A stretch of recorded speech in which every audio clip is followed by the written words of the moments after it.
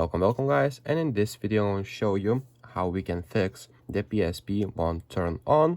So basically what we'll need to do is remove the battery first of all. So what we'll need to do is go right here, just push it like this and take out the battery, as you can see, like this. And now what we'll need to do is go right here and remove the SD card like this. And what we'll need to do is now just plug a charger and try turning on. So basically try turning on. If that doesn't work, I have another solution that we can use to fix this issue. So basically leave the SD card alone and put the battery back again like this.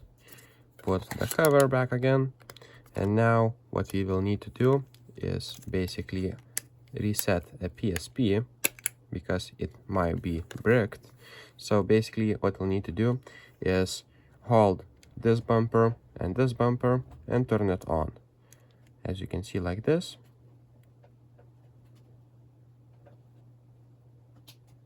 And if nothing comes up, we will do another thing we can do. So as you can see, nothing turns on. Let's turn it off. So basically now it doesn't turn off. So what I will need to do is remove the battery right now.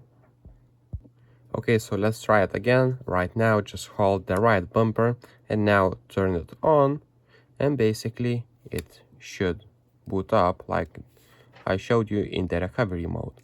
So maybe that will fix your issue.